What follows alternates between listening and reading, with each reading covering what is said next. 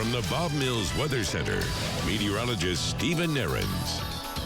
More warmth, but quite a bit more wind for us today, and that's going to be kind of what we're going to have to deal with for the next few days, really the next several days. There's going to be more wind than not across eastern Oklahoma, and this time of year, that does become pretty common as we get in more active jet stream, more cold fronts rolling through, more strong storm systems, and that just lends itself to more windy days here as we get into October. As we look from gathering place, can you tell those winds are whipping the trees around quite a bit? A good park day from a temperature standpoint, but again, the windy conditions to deal with. Upper 70s on our side of state. Muskogee's already 81.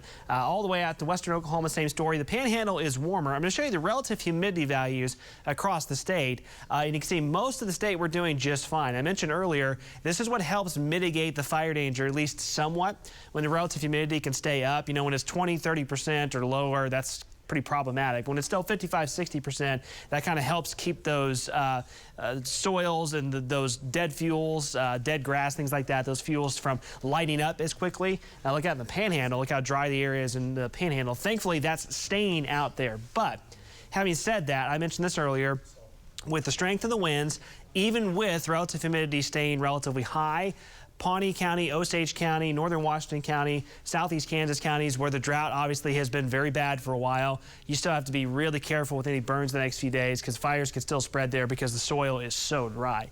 Wind gusts currently 20 to 30 miles per hour in many spots, and they'll stay that way today. Future wind gusts through the day, again, pretty strong. They'll stay strong overnight. If anything, near and west of Tulsa, winds get stronger into Thursday morning. Yes, 35 to 40 mile an hour gusts are a possibility near and west of Tulsa tomorrow morning through the midday and afternoon hours. And those winds, again, will stay elevated into Friday as a cold front arrives. Highs today, lower 80s, Tulsa, low to mid 80s in southeast Kansas, Pawnee County, Osage County, about the same story. You get down to southeastern Oklahoma, again, same story, low 80s. Normal highs 76, so we're above that by several degrees today. Tomorrow, kind of the same story from a temperature standpoint. And the cold front arrives, and we do usher back in that much cooler, more fall-like air for afternoon temperatures as we head towards the weekend. Let's walk you through this on Future View. Again, some patches of clouds today, but those above normal temperatures. As we head towards late overnight, early tomorrow morning, we expect kind of a thicker deck of stratus clouds to roll in, which will hold the temperatures up. We'll be in the 60s in the morning hours above normal.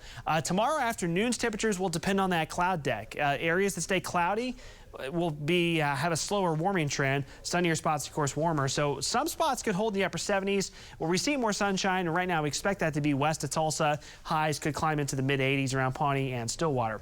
Thursday night into early Friday morning as the cold front comes surging in, that's when there'll be a chance for a few isolated strong to severe storms. They move in and move out pretty fast. And by Friday morning, the cold front's surging in. Now I'm showing you the statewide view here. As we head towards Friday, there goes the cold front. It'll be blustery, still comfortable temperatures, but strong northwest winds. Saturday, we've been talking about this, that partial annular eclipse. This is what we're watching closely. On the backside of that system, some clouds trying to filter back into southeast Kansas and far northeastern Oklahoma on Saturday, which could impact the viewing of the partial eclipse somewhat. Still a few days out. That's just something we're monitoring, but the sky conditions could be a little bit iffy for some of us for the eclipse on Saturday. So we'll be watching that for you pretty closely for you sky gazers, sky viewers. 7-day forecast. Again, if you missed it earlier, warmth, a heck of a lot of wind today and tomorrow. And then by Friday morning is when that cold front arrives, and as you see, that knocks us back down into the fall-like cooler air for the weekend and for early next week.